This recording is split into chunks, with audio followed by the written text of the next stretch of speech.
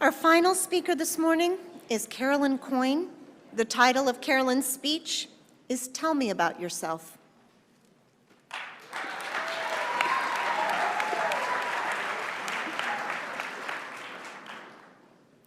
Who are you?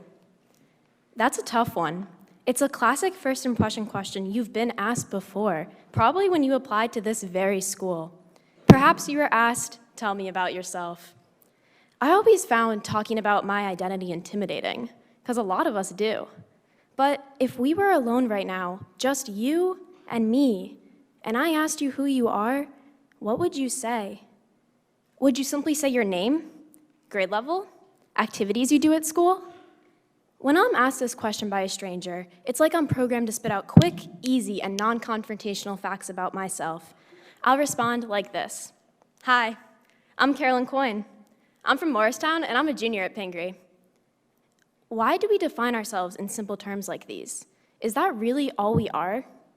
Why do I know how to tell people about my academic, athletic, and artistic abilities, but I stumble over how to explain my personality and values? I know I have them, but what exactly are they?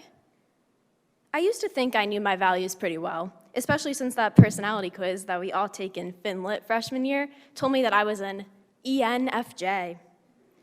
This result was a relief, because if 4 simple letters on a screen could tell me who I am, I didn't need to waste time figuring it out. I thought I knew myself. But then, on November 15th of this year, I walked into Dr. Dingins's American Lit class, and I was confronted with the very real possibility that I didn't understand myself past what I do. That day in class, we learned about transcendentalism and self-discovery. We determined our core values by editing down lists of dozens of character traits. Turns out, some of my values were not at all accounted for by that personality quiz, and I hadn't thought much of them before because I didn't know if I had the time to. I quickly realized I rarely have time to myself.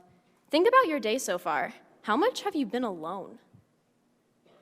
My answer to this question showed me that I need to increase my alone time to understand who I really am. I need time to think about my values, to care about them, and to care for myself.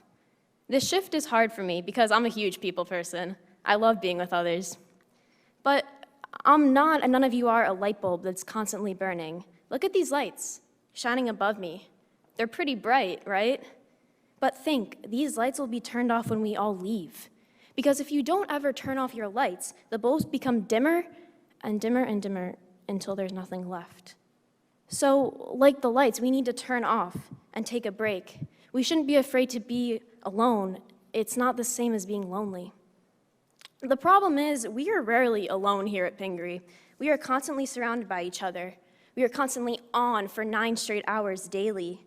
That makes it incredibly hard to sit down with yourself and ask what your values are. It takes the time that few of us think we have, the effort that we give to taking tests or grading tests, and the vulnerability that is so scary to show others. And so, what do most of us keep doing? Keep pushing, because hey, the grind never ever stops, right? No, we go to Pingry. We are excellence and honor. And how do you take a break from being excellent to figure yourself out? Many of us don't. We rise to that bar of excellence over and over again, and with that, we forfeit breaks and alone time. We forfeit self-reflection and often the self-care that goes with it. In a system based on success, it is extremely difficult to admit that you need to rest and take care of yourself. In fact, our school's focus for this year, student wellness, honestly, I forgot about this multiple times, and at first, I blamed myself thinking, oh, I'm just a forgetful person. But I am not a forgetful person. I remember my childhood family vacations, English books I read in middle school, and even what I had for lunch this past Saturday. So I searched for a different explanation, and I realized that our school's focus of student wellness is overshadowed by our dominant culture, the culture that favors easily recognizable external achievements over the internal victories of self-care. It is much easier to compliment a classmate on their game-winning goal or beautiful performance than it is to compliment them on their self-reflection. We are rarely told to self-reflect and are instead told to cultivate what we do.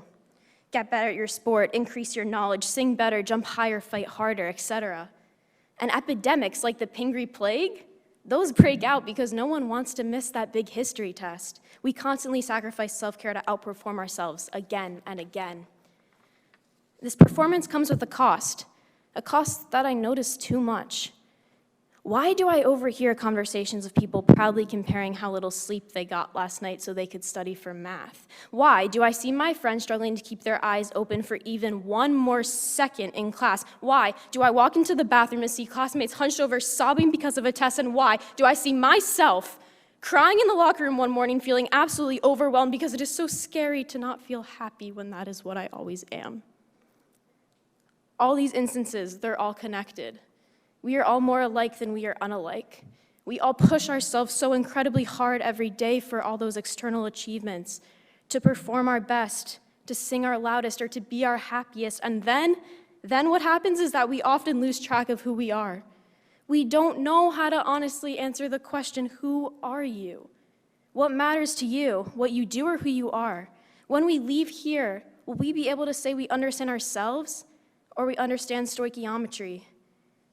Will we be able to explain ourselves past what we look like on paper, past that 4-letter personality? Will we be able to take the time to truly answer the question, who are we? I want to be able to fully answer this question, and I am still working on taking alone time to do it. Little by little, I am learning to not say yes to every demand and to step back from activities and people. And because of that change, when someone asks me who I am, I can say, hi, I'm Carolyn Coyne. I'm from Morristown, and I'm a junior at Pingry. I love school. I love almost everything I do here. I love my friends, and even those I'm not that close with. I care about people, probably a little too much sometimes, and it's hard for me to choose being right over being kind, and putting myself before others is still difficult, but I'm figuring it out with time. And then I'll say something like that, and then I might turn to you, and I might ask you, well, who are you?